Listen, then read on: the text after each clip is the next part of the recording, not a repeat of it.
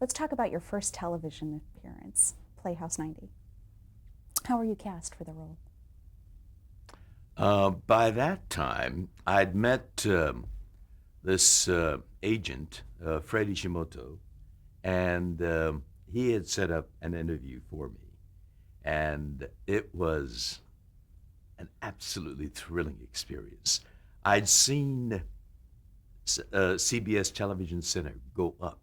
I remember the Gilmore Field, the baseball stadium, was on that site, and remember seeing it torn down.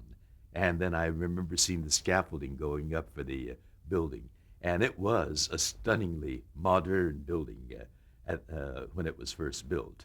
And so here was this landmark that I'd seen going up, and now I was going into that building to be interviewed. And I met Herb Hirschman, who was directing it, and his assistant Bob Butler, who later became a director. And I They gave me the script to read, and I gave it my everything, my soul. And they thanked me after that. And then I learned that the worst part of auditioning is the tension, anxiety, the absolute torture of waiting for the the judgment. Am I cast, which is elation, or am I rejected, which is like an election? I've been in many elections by that time, So you'd think that I was grizzled enough to deal with it, but when it was something that personal, it was absolutely unbearably torturous. But it was winning the election when I got the phone call from Fred. I was cast, and it was the show, the series that I'd been watching as a young aspirant, and being so enthralled by the performances of people like Geraldine Page and Sterling Hayden. And here I was going to be doing a Playhouse 90, a show that I've been watching, in my parents' living room, sprawled out, on the floor, absolutely fascinated by the TV screen. And I was going to be on that. And then when we began rehearsals, it was with actors that I've been watching. E.G. Marshall, the star was Dean Stockwell, Dick York, so many other, Harry Gardino. It was really a heady occasion. And, I was calling E.G. Marshall, E.G., or Harry Gardino, Harry. How long did you rehearse? I think we rehearsed, you're asking me to think back almost 50 years. I guess it was a 2-week rehearsal that we had with Playhouse 90, and then a few days of tech, and then we were on the air. Can you describe the story? It was a story of an American GI played by Dean Stockwell, who is stationed in Japan. He falls in love with a Japanese girl played by Nobu McCarthy, and they have a lover's quarrel, and on a bridge, and she accidentally falls off the bridge, but because they were quarreling, he's accused of having pushed her over, and he's court-martialed. It turns out the Japanese girl had someone who was that she was betrothed to a Japanese man. Uh, this person was a Japanese soldier who fought in the South Pacific and suffered defeat, came back to Japan, and he finds that the girl that's betrothed to him is in love with an American GI. And so initially, he's accused. My character is accused of having killed her because of his bitterness toward her. But it turns out that I hadn't done it. But I commit suicide. And it's a classic Japanese way of getting out of an untenable situation. What, You commit suicide. did you find the writing realistic? You know, I was an absolutely enthralled young actor. And even if it weren't realistic, I would have made it realistic. But yes, I thought it was, Playhouse 90 had a high level of integrity in its writing. And I haven't read the script, in about a good 45 years now. So I can't really comment with a clear uh, remembrance. But I remember it as all the Playhouse 90s I thought were very well written. I mean, they had, legendary writers like Rod Serling, Reginald Rose, and our particular drama was written by Joe Stefano. Joe Stefano. Describe the process of doing the live broadcast itself. It was it was like preparing for a theater. I was a theater student at UCLA, and it wasn't. Well, it was a combination of both theater and movies. We rehearsed for, I think, 2 weeks, and then when performance night came, it was just like theater. You started from the top, and you went all the way through. Occasionally, they might break and do it over again, but like in the movies. But the idea was to take it from beginning, top to bottom, in one fell swoop, just like in the theater. And because it was live, whatever happened then happened, and all of America who was tuned in saw it. And there is one particular lesson that I learned from that experience, from that very wily and creative New York actor, Harry Gardino. Uh, he had this long courtroom speech, went on for pages and pages in the courtroom. And in rehearsal, he kept going up.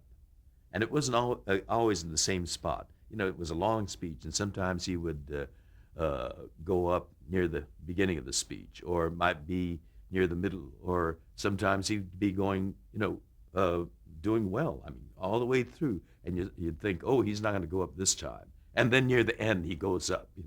And so he was always going up, and people were giving him all sorts of advice on how to deal with that problem. E.G. was telling him, you have sheaves of paper all around as you walk around the courtroom, and you can have your lines written down, or you can write lines on the palm of your hand, and occasionally think like this, and look at your lines, the parts that you were kind of weak in. And Harry kept saying, no, I've got a way to deal with this. I don't need tricks like that. And I was wondering, how is he going to deal with it? Because every rehearsal, he kept going up. And so the night of the performance, and because for live television, they don't like actors hanging around the stage, because cameras have to move around. So once you're done with your scene, you're supposed to go up to your dressing room and watch on the monitor. And so I was up there watching on the monitor, particularly waiting, anxiously waiting for that courtroom scene where Harry has that long speech. And he started in on that scene, and he was doing well. He got through almost 2/3 of the way, and I thought, hey, Harry, you're going to make it. You're going to make it. We were all pulling for him. And then suddenly, the sound stopped. Harry was still, going on, but no sound. So I turned up the volume, no sound. And so, I stepped out of the dressing room into the corridor, and everybody else was looking out from their dressing room as well. And they're saying, something happened to the sound. And so I went down the corridor, and, it's on the second level. And I went to the fire escape type stairs to look at the set. And there's Harry on that set, pantomiming all his gestures, and he remembered the blocking. He went from the jury box to over here to the table and all the business, but he was doing it all in pantomime. And when he remembered the line, he started talking again. So I'm sure, and when I went back to my dressing room, because I had turned the volume up, he was blasting away. And I'm sure that was happening all over America. People who had turned up their volume were blasted away by his unique trick of creating them, well, actually putting the blame on the technicians, the sound technicians. And I'm sure people were saying, oh, Harry's performance was wonderful, but what happened to the sound? Now, how did this appearance affect your career? On Playhouse 90? Well, I made some wonderful friends. Nova became a very good friend. And occasionally I would bump into E.G. Marshall, and we would talk fondly of that Playhouse 90. Herb Hirschman, I think, used to live near Farmer's Market, because when I'd go to Farmer's Market to do some shopping, I'd bump into him often. And Bob Butler, who was the assistant director, became a director himself. And he was directing an episode of Twilight Zone, a two-character drama. And one was a Japanese-American character. And he called me in. I didn't even have to audition. Bob Butler wanted me. That was such a flattering thing, because when you're a young actor, you go to auditions and you compete with everybody else. But I knew the director of the piece, and he wanted me. Now, what was this episode entitled? It was entitled Encounter. The other character was played by Neville Brand, who's also another wonderful actor that I saw on Playhouse 90 long before I appeared in it. He always turns in wonderful performances, and to have the opportunity to work with him was fantastic. This particular episode, however, gained some kind of notoriety because it's Twilight Zone, and the story was about a young Japanese-American gardener and a veteran of the Second World War. I come to work on his yard on a lazy Saturday afternoon. His family seems to be away, and he's up in the attic rummaging through all the debris that collects in an attic. And he invites me up to share a beer with him, and we start talking. And from that conversation, and then amongst his memorabilia is a Japanese samurai sword that he took off of a Japanese soldier somewhere in the South Pacific. And from that, the story goes into the Twilight Zone, and he starts hallucinating or imagining, his experience during the war and how he got that sword. And my character goes into his fantasy and imagines his father who's also a Japanese American, who signaled the Japanese planes that bombed Pearl Harbor. And of course, nothing like that ever happened factually. But this is Twilight Zone. It's not a fact-based TV series. But because it dealt with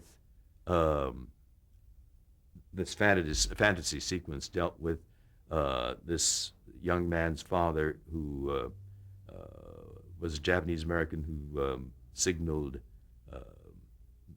Japanese planes that bombed Pearl Harbor. It became something of it roused a little controversy with particularly Japanese American and Asian American civil liberties groups and advocacy groups. And so for that reason, CBS pulled that episode. And it has a unique distinction of being the only Twilight Zone series that was aired only once. It's never been re-aired It's never enjoyed a rerun. And shucks darn, I missed out on my residuals on that one. Now, what was your initial reaction to the script? Well, it was Twilight Zone, and yes, I noted that the fact that he talks about his father having signaled the Japanese planes, but it did not happen. It's Twilight Zone. It's a dimension of the Twilight Zone, and I didn't think it would get the kind of reaction from It didn't come from the general Japanese American community, but I'm a member of the Japanese American Citizens League, which is a Japanese American civil liberties organization somewhat comparable to the NAACP for the African Americans. And so I'm very sensitive to those issues. But I also knew that this was Twilight Zone, and the lady must not protest too much, But in this case, it did generate that kind of protest. And I thought it was regrettable because it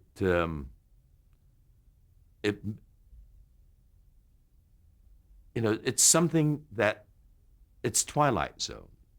It's something that did not happen.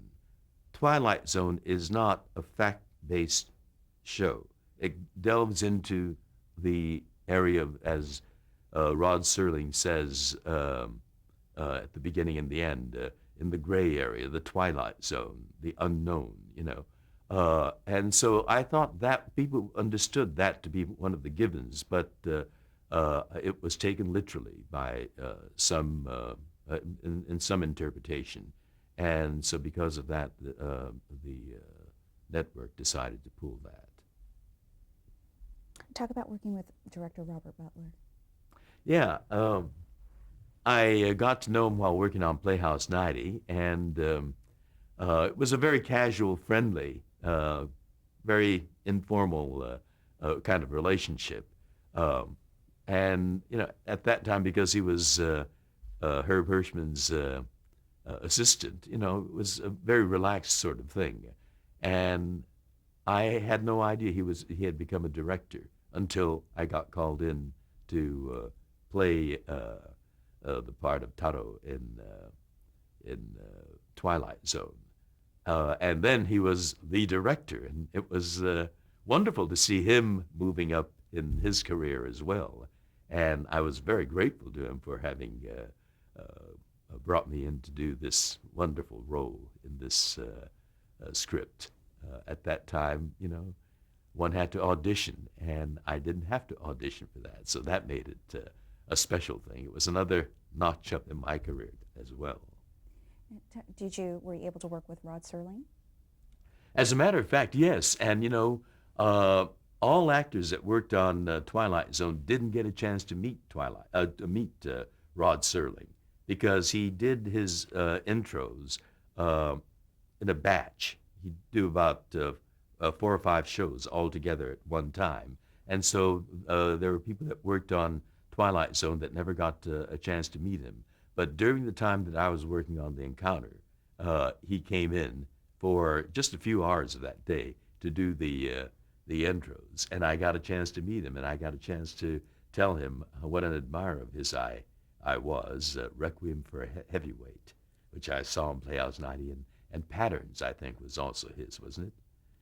And so meeting him in person was a very special experience. What was it like working with Neville Brand? Neville is a very easygoing guy. I had no idea, based on my 1 week experience with him, that he had such a troubled life. He suffered from alcoholism, and when the devil was in him, apparently he got into a lot of trouble. But he was a very fiercely focused kind of actor. But in a set side conversation, he was very relaxed, very easygoing. But once on the set, or once we were rehearsing, he was very, very focused, and it was wonderful to be able to work with someone who brought that kind of energy and concentration to his work. Now, you were working pretty steadily at this time. What kind of roles were you getting around that time period? It was varied, but it was, uh, uh, I guess, there wasn't that much competition. So some of the roles were I mean, like in Twilight Zone, or I did an episode of Perry Mason with Nobu then. Um, in fact, there were even roles that wasn't written as an Asian American role that they cast me for. Howard Hawks cast me in a movie of his, Red Line 7000.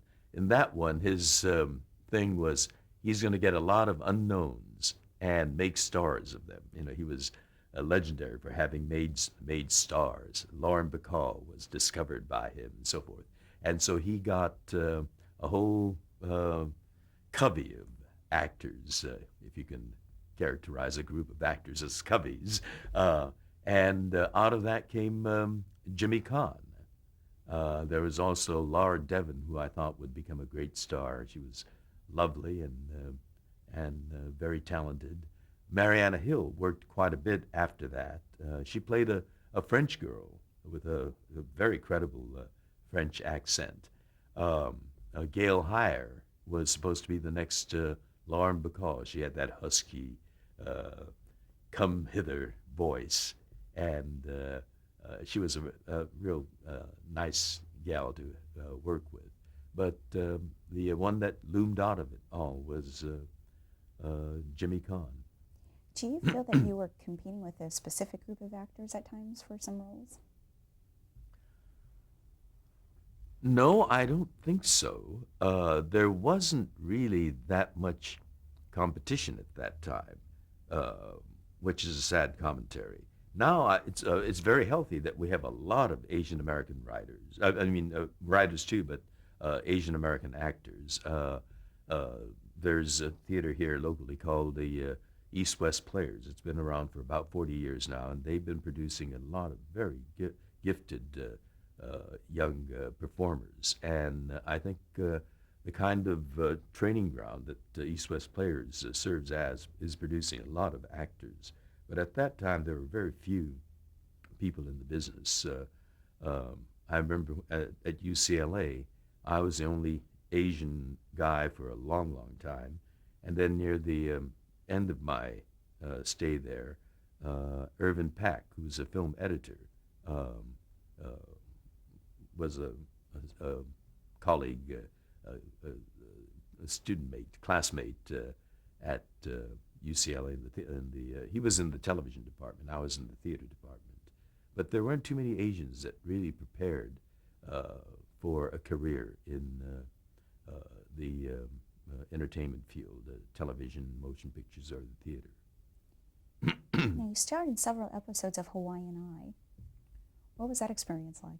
Well, that was one of the offshoots of having done Ice Palace. Warner Brothers liked what I did on that, and at that time they had a whole slew of TV series, and Hoyt Bowers was the casting director there, so I kind of hopped back and forth between UCLA and Warner Brothers Studios. I kind of consider Warner Brothers my second campus. On that I played a Tibetan monk, the scion of a samurai family, a Hong Kong urchin, and a whole slew of roles like that. How about you also starred in a few episodes of My Three Sons? Is Yes. there any episode that stands out for you? Um, I did one episode with a very good friend of mine, Beulah Quo, uh, and uh,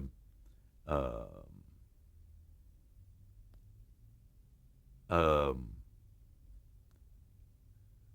these episodic television things. You come in for a couple of days and then you move on. So it's hard to recall vibrant memories of those episodes. They become a job going from one to the other.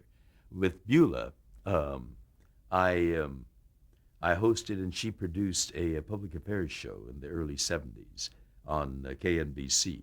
So, we had a good relationship going, and she became a very dear friend. Alas, she passed 2 years ago. But I remember working with Beulah most fondly on my three sons. Okay. Next, let's talk about Star Trek. How did you learn? How did you first learn about the series? Well, again, my agent, Fred Ishimoto, sent me out on an interview. Uh, he told me that it was a sci-fi series, and I thought that's fine. Didn't excite me that much. But he said it was a pilot, and the role could potentially become a regular. And that excited me because that meant steady employment. Going from one show to another, it gets to be good but insecure. And being a regular in a series would, first of all, give you that stability. You know that next week you're going to wake up knowing you're going to be going back to Desilu Studios. And so I went there to audition with the hope that I might be a series regular. There's an interesting way that I met Gene Roddenberry. I was taking a shower, so when I wrote the information down, I was dripping wet, and the ballpoint pen that I used to write down the information got a little smeared. And when I went to Desilu to meet the producer, it looked like what I had written down, it looked like it was Rosenberry. I was to meet a man named Gene Roddenberry, but it looked like Rosenberry. And so when I walked in, I told him that I'm George Takei here to meet Mr. Rosenberry. And, you're nervous enough as you are, but then when you're corrected that you had mispronounced the producer's name, that really throws you off.